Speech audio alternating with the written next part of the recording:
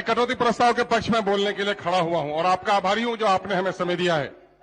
मान्यवर, इस वक्त तो जरूरत इसकी थी कि व्यापक बहस कराया जाए और तमाम तर विभागों पर सरकार के कार्यकलाप पर रोशनी डाली जाए, लेकिन अच्छा किया है शिक्षा को विषय बनाकर वाद विवाद को आपने आगे बढ़ाया है, इसके लिए मैं आपको बधाई देता हूं।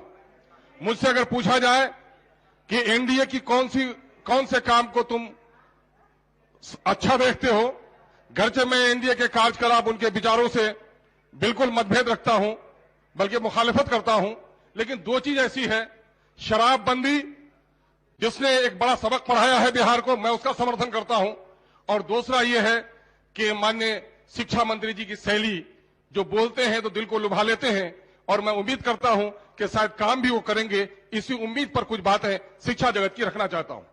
मान्यवर, कोविड की वजह से 1 साल से गरीबों के बच्चों का स्कूल छूट गया है। अमीरों के बच्चे गूगल मीट में, जूम में, गूगल क्लास में क्लास कर रहे हैं। अभी 7 नवंबर को जो रिपोर्ट आई है असर की, उसने बता दिया है कि एडमिशन बढ़ा है, 96% बच्चे स्कूल पहुंचे हैं। लेकिन दूसरा रूप यह है कि 30% बच्चे क्लास 8 के, उससे ज्यादा के लोग अपने सिलेबस की किताब नहीं पढ़ पाते हैं। इस पर गौर करने की जरूरत है कि शिक्षा किसका नाम है, उसको हमको देखने की जरूरत है। चूंकि बिहार में खनिज नहीं है और मानव संसाधन के विकास के बगैर बिहार का विकास नहीं हो सकता। मैं आपको स्कूल की स्थिति बताना चाहता हूं कि इस वक्त बिहार में उर्दू को दूसरी सरकारी जबान की हैसियत हासिल है, और नतीजा यह है कि बिहार के 80,000 से ज्यादा स्कूलों में उर्दू की टीचर नहीं है।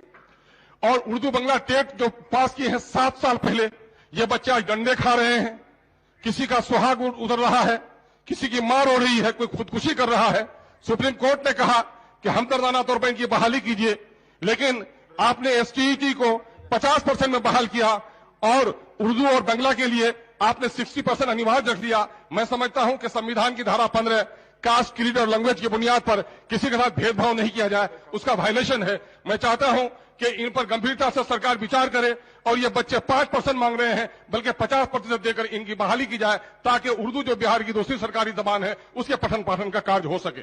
महोदय, मैं अभी आपको कहना चाहता हूं कि आपने अभी 40,500 मिडिल और प्राइमरी स्कूल के और 5300 हाई स्कूल के टीचरों के लिए बीपीएससी की तरह इम्तिहान लेने का फैसला किया है। उसमें पंचायत के और नगर के शिक्षकों के अनुभव को माना है, लेकिन मदरसे के टीचरों के अनुभव को नहीं माना है। मैं चाहता हूं कि उस पर भी विचार करें।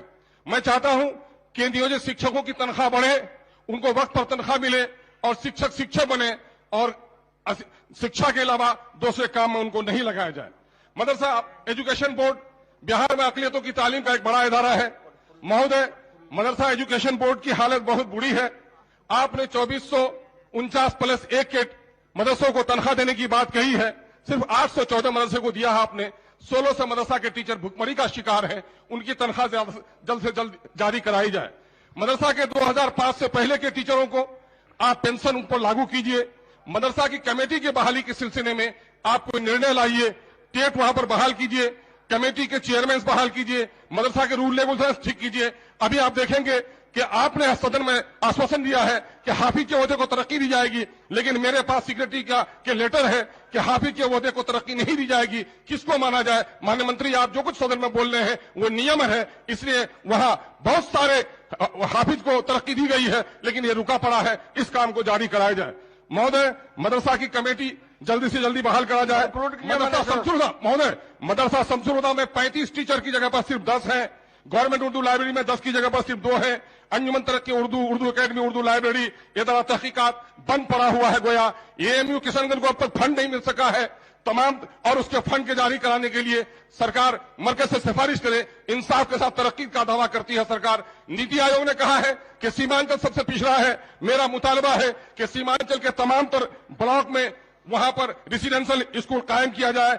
कॉलेज में बच्चों का एडमिशन ऑनलाइन नहीं बल्कि सर 2 मिनट सर उम्र दराज मांग के लाए थे, 4 दिन द्वारजू में कट गए, 2 इंतजार में। बहुत कम समय मिला है सर, 2 बात सुन लिया जाए। डाइट में आप प्राइमरी एजुकेशन की टीचर को ट्रेनिंग दे रहे हैं, वहां पर बीएड की पढ़ाई शुरू करा जाए। दास्ताने गम जब हम सुनाने लगेंगे, पत्थर भी आंसू बहाने लगेंगे। उर्दू मर रही है, मिट रही है। उर्दू तालीम को जिंदा कीजिए, उर्दू बिहार की दूसरी सरकारी जबान है। मान्यवर हमारे मंत्री जी उर्दू की भाषा जब बोलते हैं सबको लपेट लेते हैं, बल्कि विपक्ष को चुप करने के लिए उर्दू के शब्दों का बड़ा सुंदर प्रयोग करते हैं। उर्दू जिंदा नहीं रहेगी तो हिंदी भी मर जाएगी।